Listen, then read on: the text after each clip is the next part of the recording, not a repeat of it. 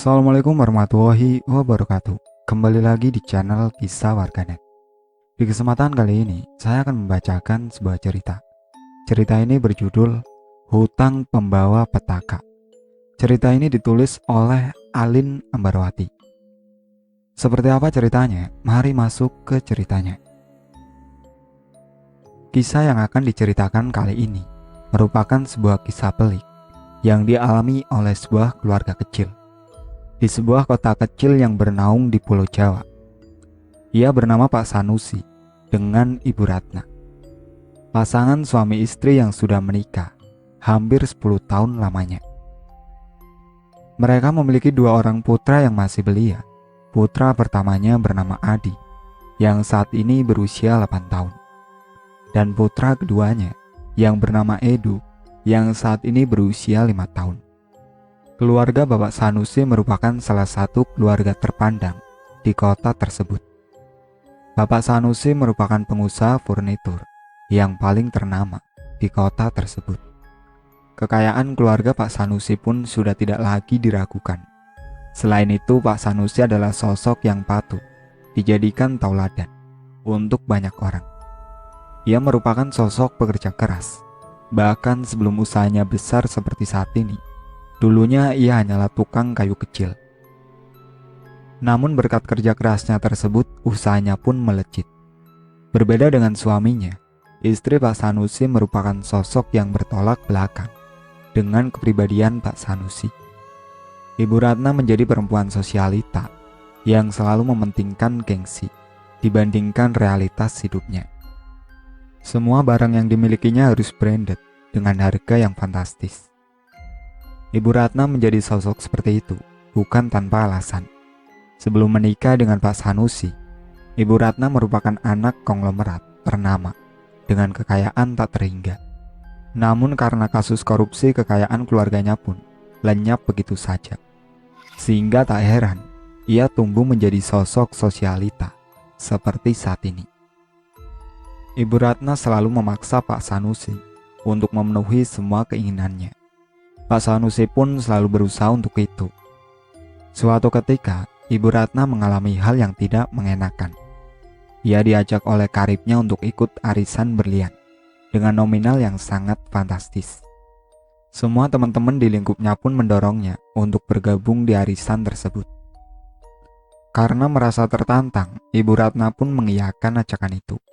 Jumlah uang yang harus dikeluarkan senilai 500 juta tiap bulannya.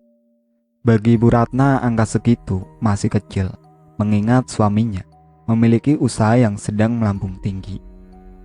Setelah beberapa bulan, nasib buruk pun menimpa Ibu Ratna. Ia ternyata tertipu oleh karibnya. Teman yang menjadi penanggung jawab arisan tersebut pun melarikan diri dengan membawa uang arisan berlian tersebut. Sementara saat itu, Ibu Ratna belum mendapatkan hasil sepersen pun dari arisan itu. Ibu Ratna merasa bingung sebab ia sudah menghabiskan uang suaminya sangat banyak. Jika suaminya tahu, ia pasti akan marah besar terhadapnya. Terlebih lagi, uang yang dimintanya tersebut akan dipakai sang suami untuk memutar modal usaha. Dari awal, Bu Ratna hanya mengatakan bahwa ia akan mendapatkan hasil dari arisan berliannya tersebut yang akan diberikan kembali ke suaminya. Ibu Ratna pun tak kunjung mendapatkan solusi dari masalahnya tersebut. Ia bahkan tak kuasa untuk menceritakan masalahnya ini kepada Pak Sanusi selaku suaminya tersebut. Saat Ibu Ratna sedang melamun seorang diri di teras rumah, sang suami pun mendekat ke arahnya. "Ibu kenapa? Apa ada masalah?" ucap Pak Sanusi. "Tidak, Pak. Ibu hanya sedikit lelah," ucap Bu Ratna. "Jangan lupa istirahat, Bu. Oh iya, Bapak mau minta uang arisan Ibu yang waktu lalu Ibu pinjam dulu untuk arisan berlian. Apa Ibu sudah dapat?" tanya Pak Sanusi.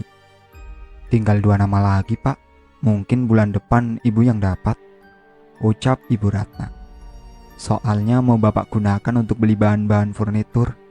Sudah banyak pesanan yang masuk, tapi Bapak kehabisan bahan-bahan," ucap Pak Sanusi. "Iya, Pak, bulan depan," ucap Bu Ratna lirih. Setelahnya Ibu Ratna semakin kebingungan. Ia tak ingin suaminya tahu bahwa ia habis kena tipu oleh temannya. Ia pun mulai memutar otak. Di tengah pemikirannya tersebut, ia pun mendapat ide untuk melakukan peminjaman ke bank dengan jaminan sertifikat rumah. Ia pun kemudian lekas mengambil sertifikat rumah yang tersimpan rapi di lemari kerja suaminya dan lantas membawanya ke sebuah bank di kota tempatnya tinggal. Ia meminjam uang dengan jumlah yang benar-benar fantastis. Setelahnya ia harus membayar tagihan utang tersebut tiap bulan dengan tagihan yang lumayan besar. Pinjaman besar sudah pasti tagihannya pun besar pula. Kehidupan keluarga Pak Sanusi nampak baik-baik saja sebab Bu Ratna tidak pernah menunjukkan diri bahwa ia memiliki hutang yang sangat besar di bank. Ia sangat pandai untuk menyembunyikan semuanya. Untuk membayar tagihan, Bu Ratna memanfaatkan uang bulanan yang selalu diberikan sang suami kepadanya. Kini uang bulanannya pun hanya sisa sedikit. Ia bahkan tidak bisa lagi membeli barang-barang branded untuk menyenangkan hatinya. Ibu Ratna menjalani kehidupan tanpa ada kebebasan saat ini. Ia tak bisa lagi berbelanja sebebas dulu. Ia tak lagi bisa nongkrong di cafe shop. Ia pun tak lagi bisa ikut arisan bersama teman-temannya. Uang bulanan yang didapat hanya sisa sejengkal, hanya bisa untuk membeli kebutuhan makan. Bahkan makan yang dibelinya saat ini pun gak semewah dulu. Sampai akhirnya sang suami merasakan ada hal yang berubah. "Sekarang kok tumben makanan yang kamu sajikan gak seperti biasanya, Bu?" tanya Pak Sanusi sang suami. "Aku harus menabung untuk masa depan anak kita, Mas," ucap sang istri. Pak Sanusi pun tidak lagi curiga saat mendengar jawaban sang istri, sebab baginya itu adalah perubahan yang sangat baik. Sebelumnya sang istri tidak pernah memikirkan masa depan kedua anaknya, sebab ia terlalu yakin bahwa tidak ada yang perlu dipersiapkan untuk kedua anaknya, mengingat sang suami memiliki usaha yang sangat makmur. Namun saat mendengar sang istri berpikir demikian, Pak Sanusi pun merasa lega, meskipun awalnya ia sangat heran.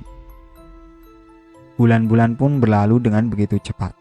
Kini Bu Ratna sudah sangat jengah, terus-menerus menyisihkan uang untuk membayar utangnya dan mengorbankan kebahagiaan dirinya. Di saat seperti ini, muncullah keegoisan dalam diri Bu Ratna. Ia merasa bahwa ia pun layak untuk bahagia. Bahagia dengan melakukan apapun yang diinginkannya. Uang bulanan yang ia dapatkan saat ini pun tak ia bayarkan untuk membayar tagihan utangnya. Ia malah memakainya untuk membelanjakan semua keinginannya. Ia berbelanja tanpa memikirkan efek jangka panjang setelahnya. Di sisi lain, usaha Pak Sanusi pun mengalami nasib buruk. Pesanan yang masuk mengalami penurunan, sementara bahan-bahan yang ada semakin menipis. Ia kemudian meminta uang yang sempat diberikannya kepada sang istri, sebab nominal yang diberikannya sangat fantastis dan sangat cukup untuk membeli bahan-bahan usahanya tersebut. "Bu, uang yang waktu dulu Bapak berikan ke Ibu yang digunakan untuk arisan berlian, apa sudah ada? Bapak harus kembali memesan bahan-bahan furnitur. Jika tidak, maka usaha Bapak bisa saja gulung tikar," ucap sang suami. "Duh, harus sekarang banget, Pak. Uangnya masih berbentuk berlian. Harus Ibu tukarkan dulu. Kalau besok bagaimana?" jawab sang istri. "Ya sudah, gak apa-apa besok, Bu. Tapi beneran ya, Bu?" ucap sang suami.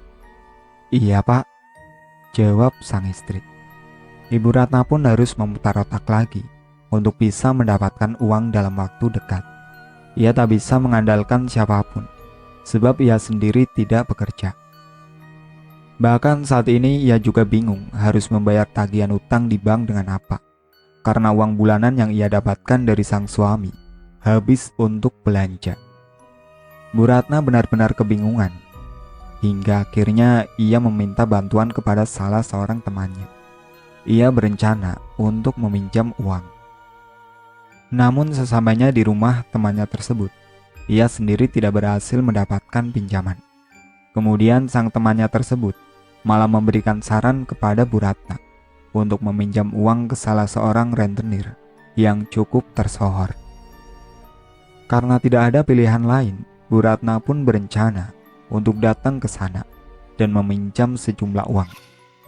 Yang paling penting untuk saat ini ialah ia mampu membayar tagihan utang di bank dan bisa memberikan uang kepada sang suami untuk melanjutkan bisnis furniturnya. Bu Ratna pun merasa lega sebab dua masalah yang datang beriringan mampu ia selesaikan dengan baik. Meskipun berhasil untuk menuntaskan dua permasalahan, namun nyatanya ini merupakan awal dari kenestapaan hidup Ibu Ratna. Selang beberapa minggu dari kejadian, Ibu Ratna tidak mampu membayar tagihan uang tersebut. Bahkan rentenir yang memberikan hutang kepadanya pun datang. Keduanya datang ke tempat tinggal Bu Ratna bersama sang suami. Ibu Ratna mencoba mencegahnya, namun mereka terlalu kuat untuk tetap masuk ke rumahnya. Ibu Ratna dan mereka mengalami pertengkaran. Ibu Ratna memohon kebijakan hari lagi, sementara dari pihak penagih tidak mengabulkan permohonan tersebut. Sang suami mendengar pertengkaran antara mereka dan bergegas untuk menghampirinya. Betapa terkejutnya Pak Sanusi sesaat setelah melihat kelompok orang dari bank terkait dan beberapa preman yang dikerahkan. "Siapa mereka, Bu?" tanya Pak Sanusi. "Bukan siapa-siapa, Pak. Mereka hanya menanyakan tentang alamat," ucapnya. "Lalu mengapa mereka datang dan membentakmu?" tanya Pak Sanusi. "Bukan apa-apa," jawabnya.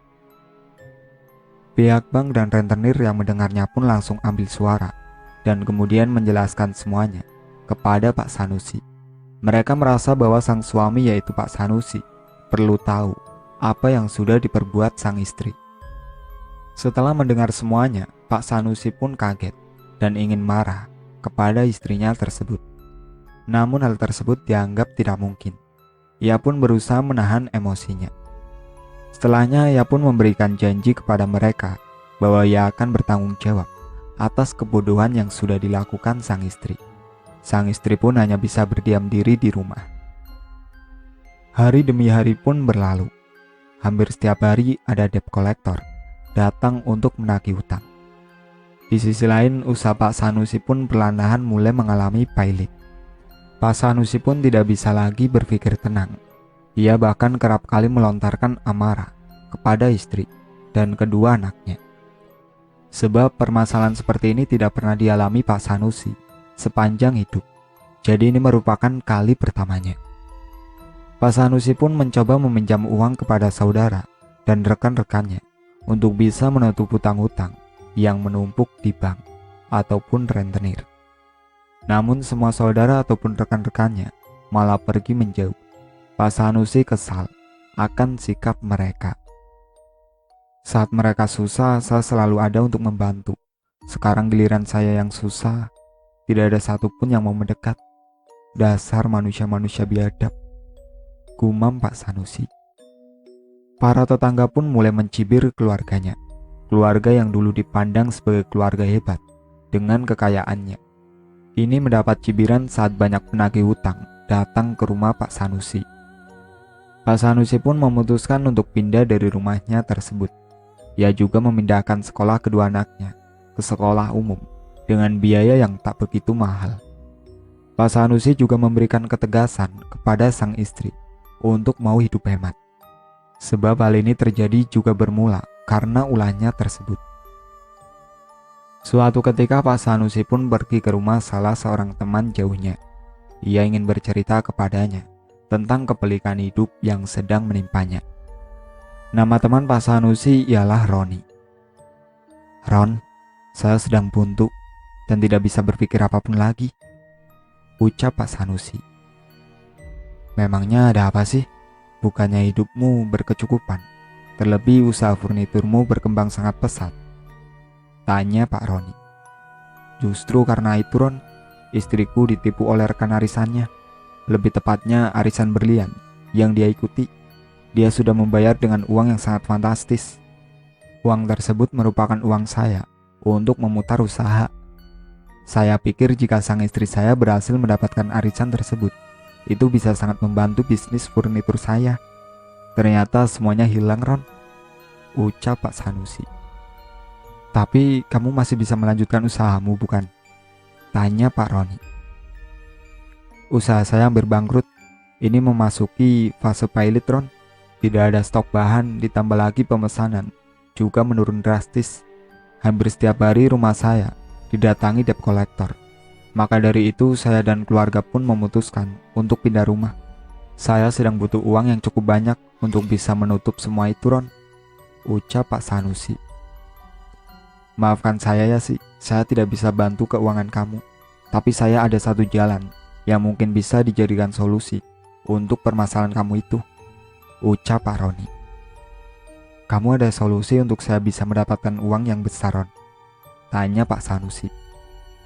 Ada sih, tapi ini cukup berbahaya, ucap Pak Roni. Tidak mengapa, Ron, asal saya bisa menyelesaikan masalah saya, ucap Pak Sanusi. Jika kamu memang tidak masalah dengan itu, saya akan beritahukan semua kepadamu. Jadi di ujung pantai Kulon ada sebuah padepokan. Kamu bisa datang untuk singgah ke sana. Temuilah juru kunci yang ada di padepokan sana dan ceritakan semua masalah hidup kamu dan keinginan kamu sih. Niscaya ia akan memberikan kamu jalan, ucap Roni. Apa sudah ada yang pernah melakukannya? Tanya Pak Sanusi. Pernah, bahkan dulu saya hampir mengikuti ritual di sana. Tapi saya mengurungkan niat untuk melanjutkan karena aku tidak bisa memenuhi persyaratan yang diberikan, ucap Pak Roni. Apa syaratnya akan sulit? Tanya Pak Sanusi. Tiap orang diberikan syarat yang berbeda satu sama lain. Maka dari itu alangkah lebih baiknya kamu datang langsung saja ke padepokan dekat Pantai Kulon. Saya akan berikan alamat lengkapnya kepada kamu, ucap Pak Roni. Pak Roni pun kemudian memberikan selembar kertas yang diberikan alamat padepokan dekat Pantai Kulon. Pak Sanusi pun menerimanya dengan senang hati. Terima kasih banyak, Ron. Saya berutang budi kepadamu.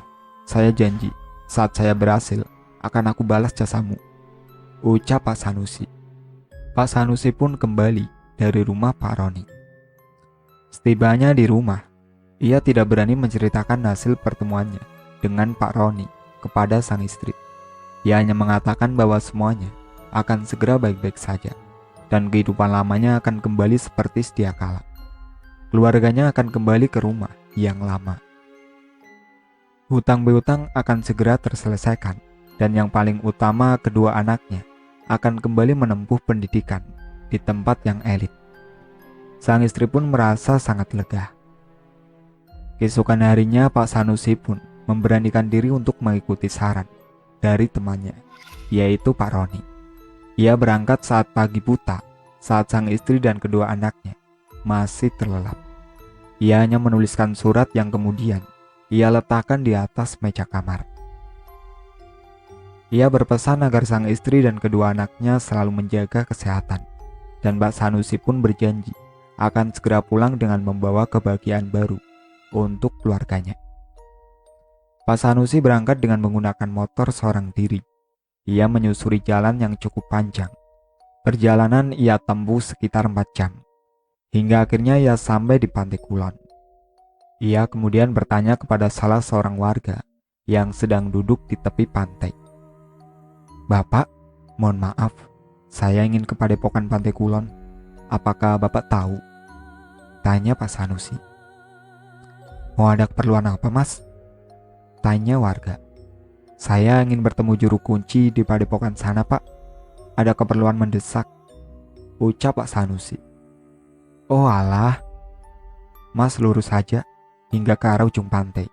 Nanti tepat di ujung sana ada sebuah padepokan besar. Nanti Mas masuk saja ke sana, bertemu dengan juru kunci padepokan. Namanya Ki Ageng, ucap warga tersebut. Baiklah Pak, terima kasih banyak untuk informasinya ya Pak, ucap Pak Sanusi. Tapi hati-hati Mas, jangan sampai terlena, ucap warga. Pak Sanusi pun hanya mengangguk tanpa setuju. Ia kemudian berjalan kaki menyusuri bibir pantai. Tak terasa perjalanan menuju padepokan cukup jauh dan menguras energi.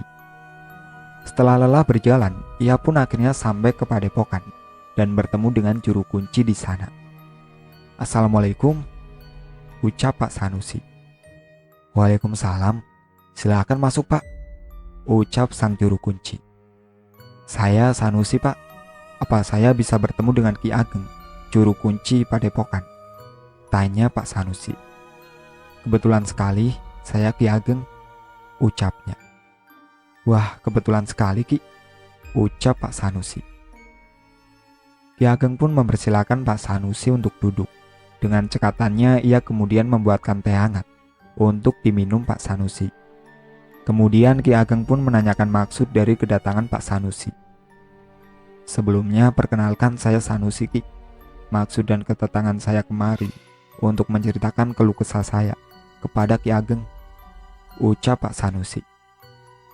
"Saya tahu betul apa yang Pak Sanusi alami," ucap Ki Ageng. Pak Sanusi merasa heran. Ia belum menceritakan secara detail tentang keluh kesahnya. Namun Ki Ageng sudah tahu semua hal yang akan diceritakan. Ia merasa bahwa Ki Ageng benar-benar bukan orang sembarangan. "Lalu apa solusi yang bisa saya ambil untuk menyelesaikan persoalan tersebut ya, Ki?" tanya Pak Sanusi. "Pak Sanusi bisa meminta bantuan sama Nyai Kulon.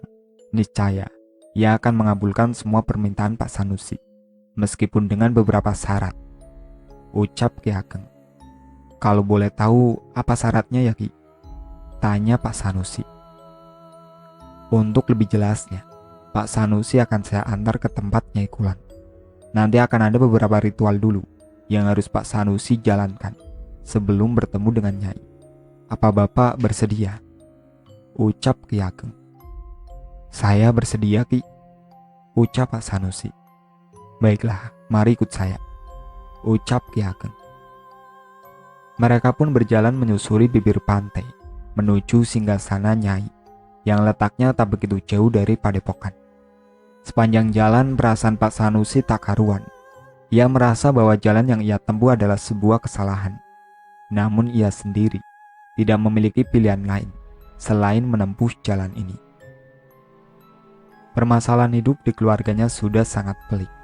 Ia bahkan sudah banyak menanggung malu karena dijauhi oleh keluarga, kerabat, teman, dan bahkan kerap kali mendapatkan cibiran tak mengenakan dari tetangga-tetangganya. Sesampainya di singgasana Nyai, Ki Ageng mengisyaratkan Pak Sanusi untuk mengikuti beberapa ritual. Yang pertama yaitu puasa selama 3 hari. Saat puasa ia tak boleh mengeluarkan kata-kata kasar ataupun mengeluh. Persiapan untuk sahur dan buka puasa akan disediakan oleh Ki Ageng sebagai juru kunci. Pak Sanusi hanya dianjurkan untuk berpuasa, berdiam diri, dan tidak melakukan kejelekan sekecil apapun. Pak Sanusi pun menurut dan kemudian mengikuti ritual. Yang pertama yaitu puasa selama 3 hari. Saat Pak Sanusi memulai sebuah ritual, ia akan ditinggalkan seorang diri di singgasana. Sang juru kunci pun akan kembali ke padepokannya dan akan datang lagi ke singgasana di tiap sahur dan buka puasa untuk menyajikan makanan yang akan disantap oleh Pak Sanusi. Meskipun hati Pak Sanusi tidak tenang, namun ia berusaha untuk ikhlas dalam menjalani ritual ini. Semua ia lakukan untuk menyelamatkan nasib hidup keluarganya yang sudah diambang batas kehancuran. Ritual pun dimulai. Kini Pak Sanusi hanya seorang diri di singgasana tersebut.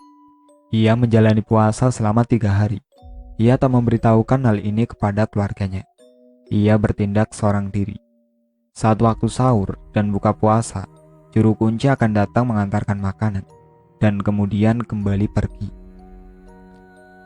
Hari pertama terasa berat bagi Pak Sanusi, sebab ia hanya seorang diri di singgasana. Tak bisa berbincang dengan siapapun dan tidak bisa melakukan apapun, selalu berdiam diri. Baginya hal itu sangatlah membosankan. Terlebih lagi Pak Sanusi merupakan sosok yang begitu bekerja keras dan tidak pernah sekalipun berdiam diri. Hari kedua Pak Sanusi mulai beradaptasi dengan keadaan. Ia mulai terbiasa berdiam diri tanpa berucap satu kata pun. Hingga hari terakhir pun tiba saat memasuki waktu sahur. Ki Ageng selaku juru kunci memberikan sebuah petuah kepada Pak Sanusi. Puasa hari ketiga akan terasa berat. Banyak godaan yang akan datang menghampiri Pak Sanusi. Jika Pak Sanusi sanggup menahannya, maka Pak Sanusi bisa dikatakan lulus. Ucap Ki Ageng. Kalau boleh tahu godaan apa yang akan datang menghampiri saya, Ki? Tanya Pak Sanusi. Saya tidak bisa memberitahukannya. Saya hanya berpesan kepada Pak Sanusi untuk bisa menahan semua godaan itu. Ucap Ki Ageng. Ki Ageng pun pergi meninggalkan Pak Sanusi. Sementara itu Pak Sanusi masih bertanya-tanya tentang godaan yang akan datang menghampirinya. Namun Pak Sanusi tidak punya pilihan lain selain bertahan.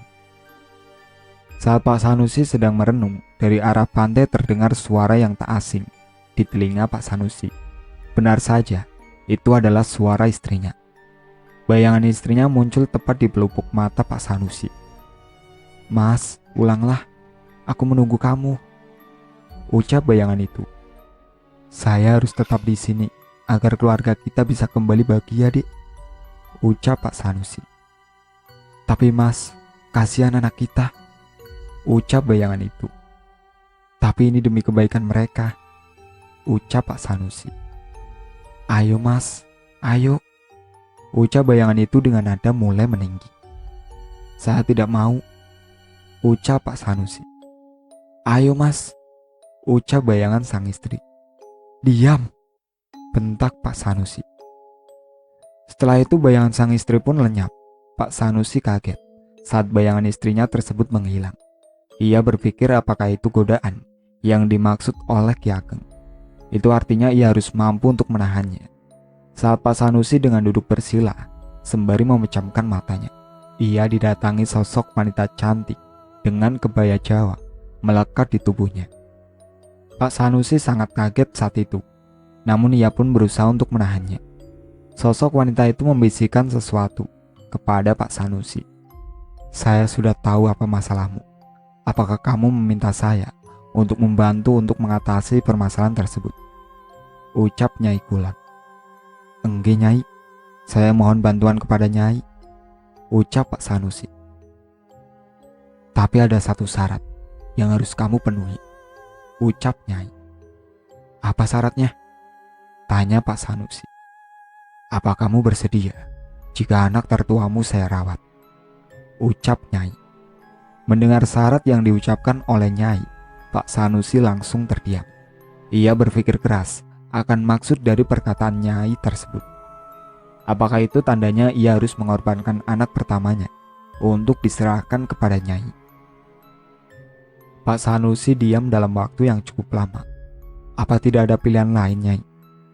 Tanya Pak Sanusi. Ada, ucap Nyai.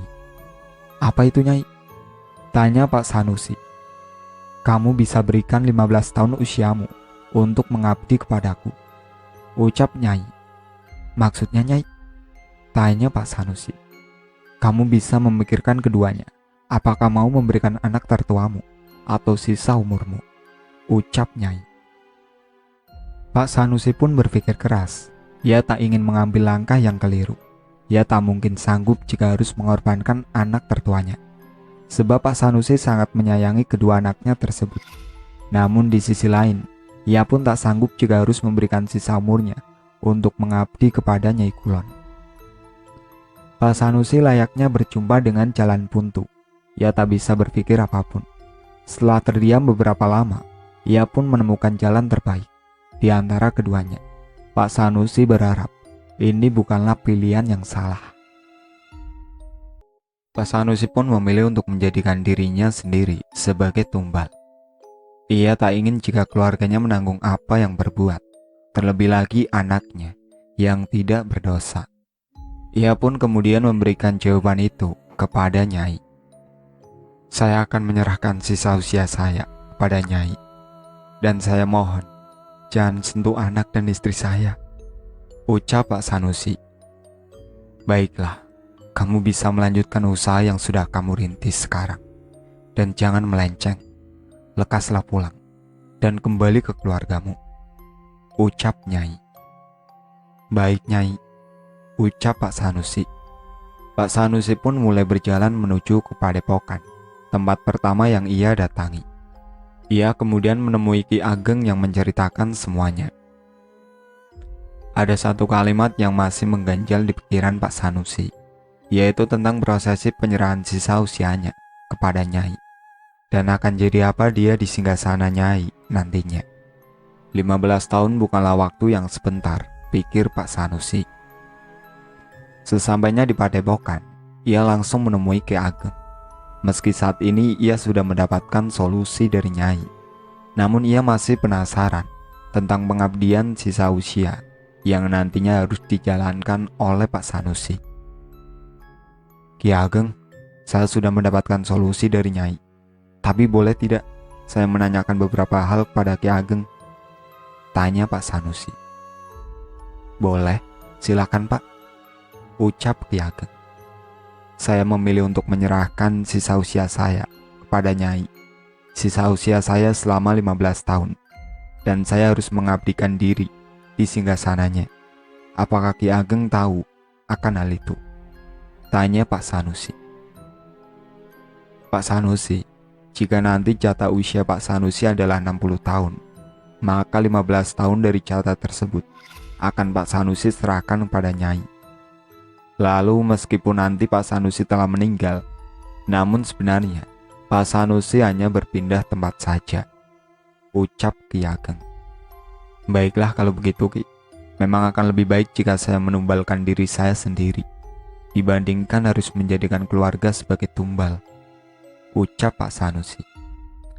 Setelah mendapatkan jawaban dari Ki Ageng, Pak Sanusi pun bergegas untuk kembali ke rumahnya. Ia tak begitu memikirkan konsekuensi yang akan diperolehnya. Yang dipikirannya saat ini yaitu ia bisa kembali mengangkat derajat keluarganya.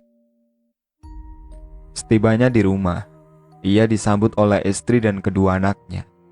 Saat ini istrinya sudah menjadi sosok yang jauh lebih baik dari sebelumnya dan lebih memikirkan keluarganya dibandingkan kehidupan hedonnya selama ini. Istri Pak Sanusi sangat khawatir dengan kondisi suaminya tersebut, sebab hampir 1 minggu sang suami pergi tanpa memberitahukan tujuan yang jelas. Kamu dari mana saja, Mas? Aku coba telepon tapi tak sekalipun kamu angkat, tanya sang istri. Maafkan saya, Dek. Saya harus pergi karena ada banyak hal yang perlu saya lakukan. Tapi percayalah, saya pergi untuk merubah kehidupan kita menjadi lebih baik lagi, seperti sebelumnya, ucap Pak Sanusi. Maafkan saya ya Mas, karena ulah saya Mas jadi harus pontang-panting ke sana kemari, ucap sang istri. Iya, tidak mengapa. Saya juga salah dalam hal ini. Saya tidak bisa mendidik kamu menjadi istri yang lebih baik dari sebelumnya. Maafkan saya. Mereka pun saling mengucapkan maaf satu sama lain. Setelahnya mereka berjanji akan menjadi sosok yang jauh lebih baik dari sebelumnya dan tidak akan lagi membuat kekacauan seperti saat ini. Keesokan harinya, Pak Sanusi pun mulai melanjutkan usaha furniturnya. Meskipun tanpa adanya uang modal untuk membeli bahan, namun ia sangat yakin bahwa ia mampu melanjutkan usahanya dengan sangat baik dan bisa mengalahkan perusahaan-perusahaan lain. Kejadian tak terduga pun datang menghampiri Pak Sanusi. Orderan furniturnya mendadak naik. Barang-barang lama pun laku dijual setelah dilakukan pemolesan ulang. Perusahaan Pak Sanusi kebanjiran orderan. Karena kewalahan, ia pun merekrut beberapa karyawan baru untuk bekerja di sana. Baru saja dibuka, namun nyatanya keajaiban datang begitu cepat, gumam Pak Sanusi. Dalam kurun waktu 1 bulan, ia berhasil mendapatkan rupiah dengan jumlah yang fantastis. Ia bahkan mampu melunasi utang-utang sang istri, beserta bunganya yang semakin mencekik. Perlahan namun pasti, permasalahan di keluarga Pak Sanusi pun terselesaikan. Para kerabat dan sahabat yang dulu menjauhi Pak Sanusi saat sedang berada di ambang kehancuran, kini datang mendekat tanpa tahu malu. Pak Sanusi pun berusaha tak mengindahkannya dan kembali fokus dengan bisnis furniturnya. Pak Sanusi pun kini kembali bangkit usahanya semakin jaya. Para konsumennya pun kembali menjalin kerjasama dengan Pak Sanusi. Kini, Pak Sanusi dan keluarganya pun kembali ke rumah lamanya. Sekolah kedua anaknya pun pindah ke tempat yang dulu. Sang istri pun kembali mendapatkan uang bulanan seperti sebelumnya. Namun saat ini sang istri jauh lebih bijak dalam mengelola keuangan. Ia tak lagi tergiur dengan barang-barang branded ataupun arisan dengan uang yang fantastis. Ia kini lebih mengutamakan keluarga dibanding hal lainnya. Keluarga Pak Sanusi pun hidup serba berkecukupan. Hidupnya pun sekarang sangat bahagia. Sang istri selalu memperhatikannya dengan kedua anaknya tersebut. Pak Sanusi pun tidak pernah melupakan perjanjiannya dengan Nyai Pantai-Kulon. Hampir di tiap malam Jumat ia selalu berkunjung ke Padepokan, menemui Ki Ageng, dan tak lupa untuk memberikan buah tangan untuknya. Setelah itu ia pun kemudian mendatangi singgasana Nyai untuk bersemedi. Nyai pun kerap kali mendatangi Pak Sanusi dan berbisik lirih kepadanya.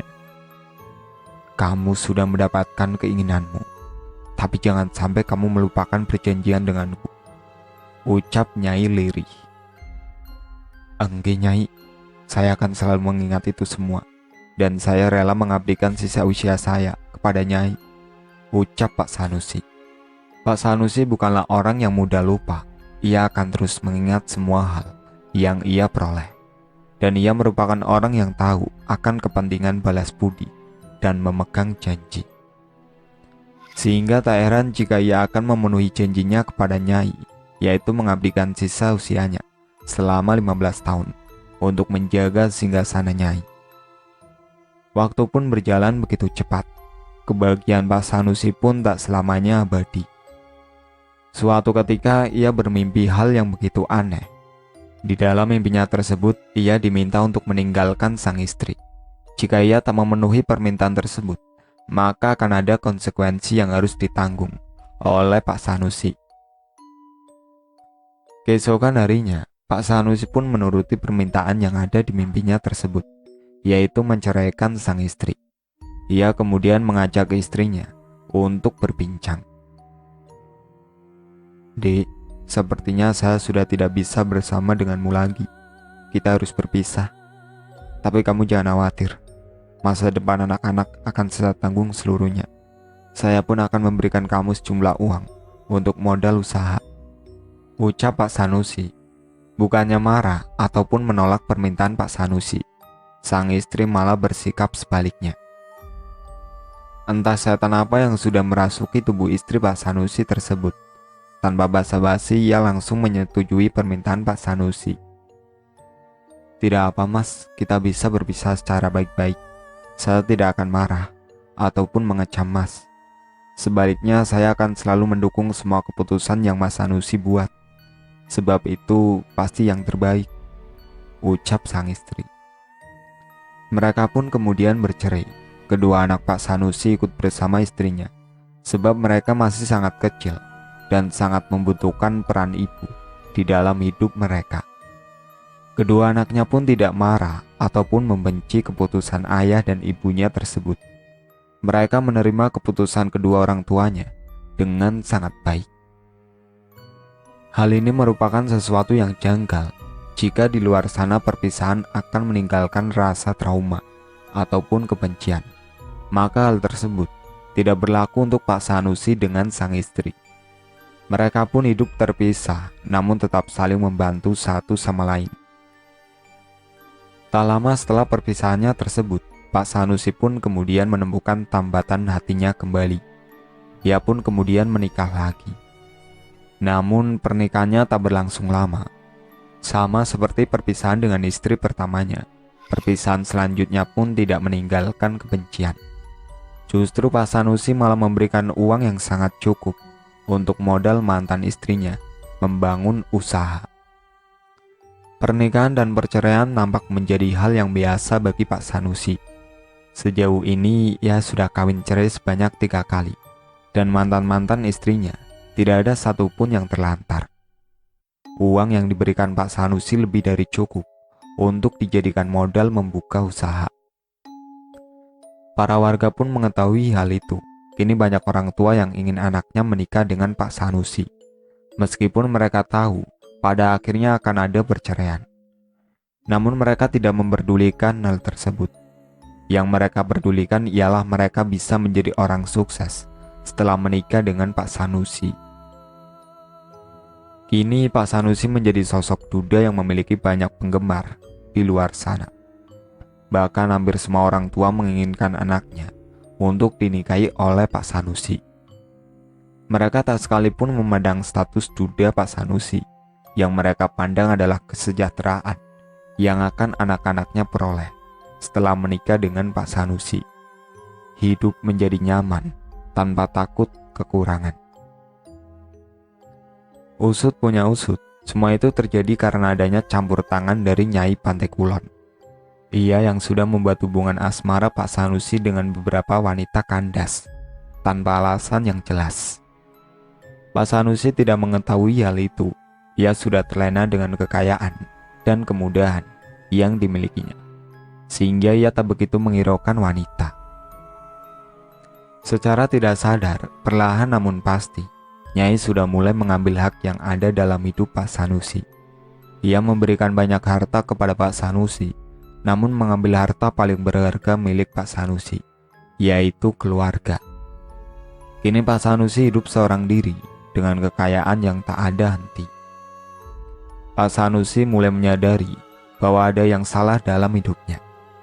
Ia kemudian pergi ke Padepokan untuk menanyakan maksud dari semua hal yang menghampiri dirinya tersebut. Ki Ageng selaku juru kunci pun hanya memberikan sedikit informasi kepada Pak Sanusi. "Ki, saya merasa ada sesuatu yang janggal dalam hidup saya," ucap Pak Sanusi. "Apa yang kamu rasakan? Kesepian, kesedihan, atau lainnya?" tanya Ki Ageng. "Saya merasa sangat kesepian, Ki. Saya memiliki harta yang cukup, rumah yang mewah, usaha yang maju sangat pesat. Namun saya merasa hidup saya menjadi tidak berarti setelah mendapatkan semua itu," ucap Pak Sanusi. "Ada sesuatu yang hilang dari hidupmu," ucap Ki Ageng. "Apa itu, Ki?" tanya Pak Sanusi. "Ibarat kata begini, Pak. Di dunia ini tidak ada satupun hal yang gratis. Bahkan kita kencing saja harus bayar. Ada yang namanya hukum timbal balik. Siapa yang menerima maka ia pun harus memberi. Itulah hal yang terjadi dalam hidup Pak Sanusi. Bapak menginginkan kekayaan dan kebahagiaan hidup, maka Bapak pun harus mampu membayar keinginan Bapak tersebut," ucap Ki Ageng. "Tetapi saya sudah mengatakan bahwa saya akan menyerahkan sisa usia saya kepada Nyai. Apakah itu belum cukup?" tanya Pak Sanusi. "Tidak, menurut ujarannya, apa yang terjadi dalam hidup Pak Sanusi adalah sebuah proses menuju pengabdian diri kepada Nyai," ucap Ki Ageng. "Maksud Ki Ageng apa?" tanya Pak Sanusi. "Sebelum nantinya Pak Sanusi menjadi pengawal Nyai di Singgasana, Pak Sanusi harus lebih dulu melepaskan ikatan Pak Sanusi di dunia, agar kelak orang-orang yang menyayangi Pak Sanusi tidak mengikat Pak Sanusi semakin kuat lagi. Oleh karena itu, satu persatu ikatan yang mengikat Pak Sanusi harus dilepaskan, dari mulai hubungan keluarga, kerabat, maupun teman-teman dekat. Sehingga saat waktunya tiba, Pak Sanusi akan berkonsentrasi mengabdikan diri kepada Nyai," ucap Ki Ageng. "Jadi maksud Ki Ageng perjanjian itu kini sudah dimulai?" tanya Pak Sanusi. "Sudah," ucap Ki Ageng. "Lalu apa yang harus saya perbuat?" tanya Pak Sanusi. "Berdiam diri, bersemedi, dan mengabdilah," ucap Ki Ageng. Pak Sanusi pun hanya terdiam saat mendengar petua yang diberikan Ki Ageng. Pak Sanusi tidak berpikir bahwa konsekuensi yang akan diperolehnya mampu memisahkan antara dirinya dengan istri dan kedua anaknya. Ia berpikir bahwa hanya dia yang akan menjadi tumbal dari persembahan ini. Namun ternyata ia salah. Tanpa disadari, ia pun kehilangan seluruh keluarganya tanpa sebuah arti. Jika saja dari awal ia mengetahui hal ini, maka ia akan lebih memilih untuk memberikan peringatan keras kepada dirinya agar tidak melanjutkan hal mengerikan lagi. Namun nasi kini sudah terlanjur menjadi bubur. Meskipun pelan-pelan Pak Sanusi kehilangan semua orang yang sangat dicintainya, namun Pak Sanusi tidak bisa untuk berhenti. Ia pun merelakan ikatan yang menjeratnya tersebut. Di samping itu, Pak Sanusi tetap bertanggung jawab akan keberlangsungan hidup mantan istri-istrinya dan kedua anak kandungnya tersebut. Waktu pun berjalan begitu cepat. Kini usia Pak Sanusi pun pelan-pelan mulai bertambah. Tidak seperti tahun-tahun sebelumnya. Perayaan hari ulang tahun Pak Sanusi pun kini sudah tiada. Dulu jika ia bertambah usia, maka istrinya akan sangat sibuk untuk menyiapkan kejutan untuk dirinya. Namun kini ia tak punya siapa-siapa. Ada rasa penyesalan yang terkadang menyelimuti dirinya. Namun jika dulu ia tak mengambil jalan itu, maka ia tidak akan bisa menyelamatkan keluarga dan harga dirinya. Sebab debt kolektor dan penagih utang lainnya terus-menerus datang. Di sisi lain, jika ia mengambil jalan tersebut, maka secara perlahan ia pun akan kehilangan istri dan kedua anaknya tanpa sebab yang jelas. Pak Sanusi terus merenung. Ia pun kembali mendatangi singgasana Nyai untuk meminta pertanggungjawaban darinya, sekaligus meminta mereka untuk mengembalikan istri dan kedua anaknya ke dalam pelukannya lagi.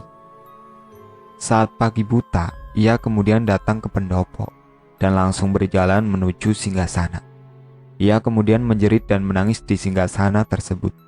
Ia berharap bahwa dirinya belum terlambat untuk kembali bersama istri pertama dan kedua anak kesayangannya. Apa yang sudah ditukar tidak akan bisa kembali lagi. Sama halnya dengan keluarga Pak Sanusi yang secara tidak langsung sudah ia korbankan demi keberlangsungan hidupnya yang lebih baik, yaitu bergelimang harta, hutang piutang selesai, dan mampu menjalankan usahanya dengan baik tanpa satu kendala apapun. Ia sudah menyetujui semua konsekuensi yang akan ia dapatkan, dan tidak ada satu kata pun yang bisa mengubah takdir hidup yang sudah berjalan. Namun saat Pak Sanusi berada di singgasana tepi laut, ia terus memohon dan memohon. Bahkan ia rela menukarkan semua kekayaannya saat ini demi kembalinya istri dan kedua anaknya. Saat sedang bersemedi, sosok Nyai pun datang menghampiri Pak Sanusi.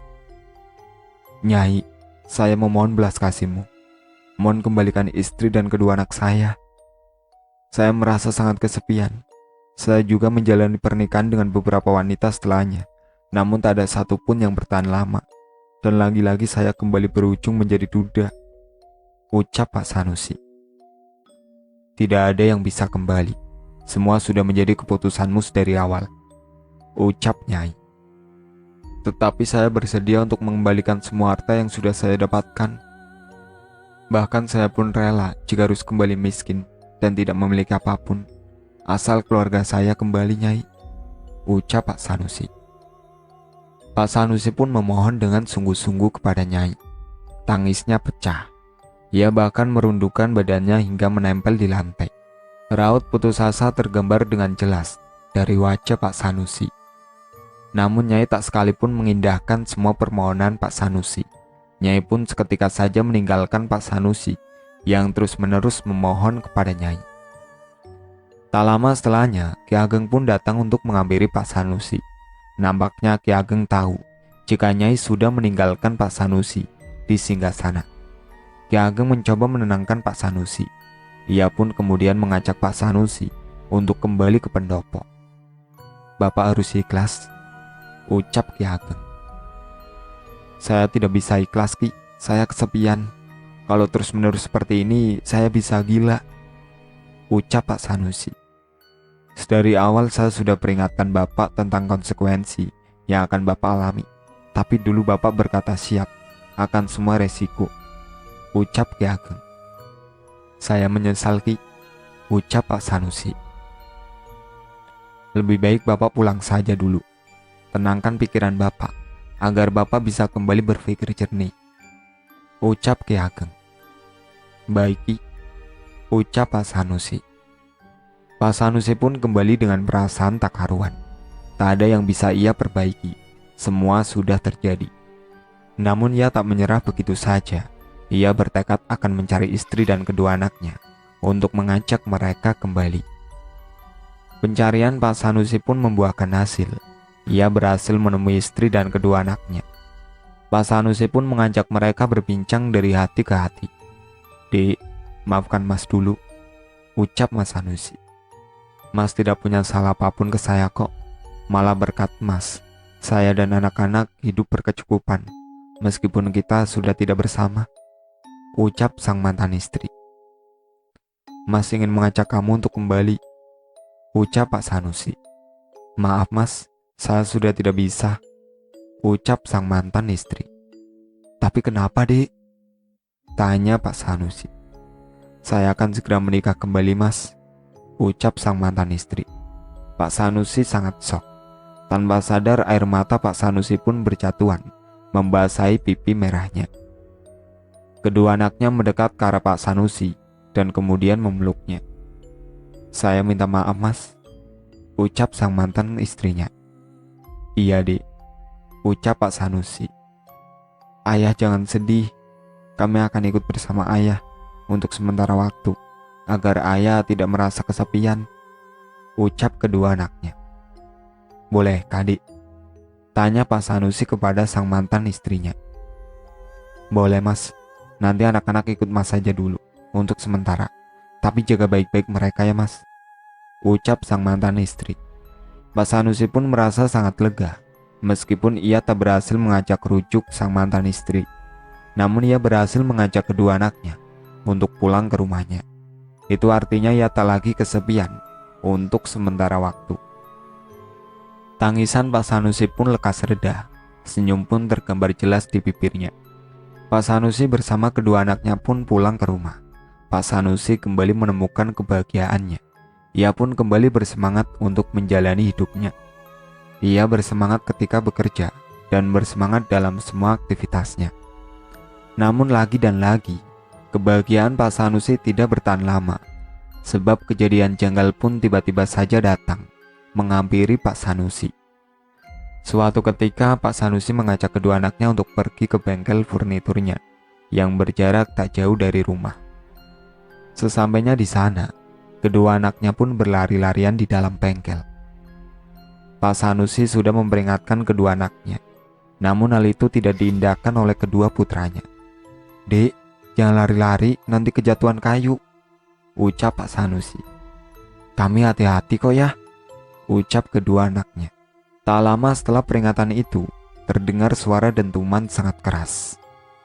Suara yang begitu keras berasal dari jatuhan kayu-kayu besar yang ada di bengkel. Kayu-kayu itu jatuh tepat di atas kepala kedua anak Pak Sanusi. Pak Sanusi menjerit kaget. Ia langsung berlari untuk menyelamatkan kedua anaknya. Ia sontak mengangkat semua kayu yang menimbun kedua putranya tersebut. Kemudian ia membawa kedua anaknya ke rumah sakit terdekat untuk mendapatkan pertolongan pertama. Darah tak berhenti mengucur dari kepala kedua putranya tersebut. Pak Sanusi benar-benar panik. Ia sangat takut hal buruk menimpa kedua putranya. Naas nasib buruk menimpa Pak Sanusi. Kedua putranya meninggal dunia saat baru sampai di rumah sakit. Mereka kehabisan banyak darah sehingga tidak bisa diselamatkan. Pak Sanusi merasa sangat bersalah.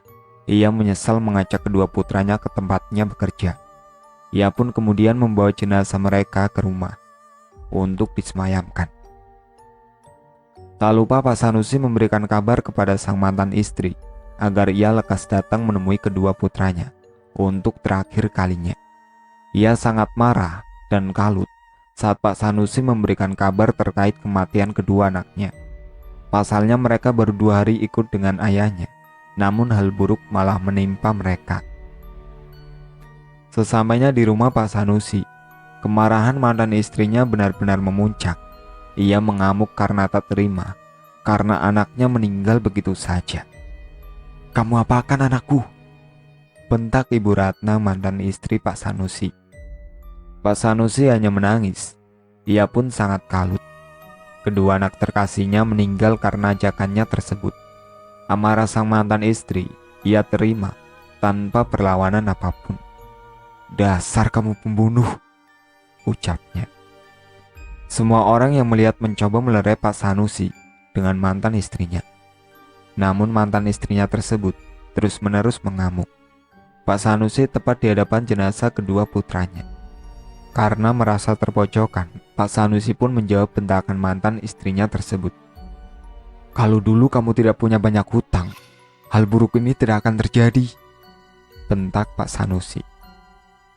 Setelah membentak mantan istrinya tersebut, Pak Sanusi pun langsung pergi begitu saja.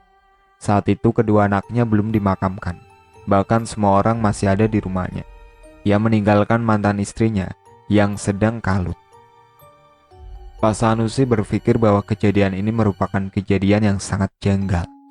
Kayu yang tertumbuk dengan rapi di bengkel tiba-tiba jatuh dan menimpa kedua anaknya hingga tewas. Belum pernah ada kejadian janggal seperti ini. Pak Sanusi pun teringat perjanjian dengan Nyai. Ia pun kemudian pergi ke Pantai Kulon. Ia menemui Ki Ageng dan menanyakan semuanya dengan emosi yang belum bisa terkontrol dengan baik. "Ki, mengapa Nyai merenggut nyawa kedua anak saya? Bukannya perjanjian itu akan digantikan dengan sisa nyawa saya?" tanya Pak Sanusi sembari gemetar.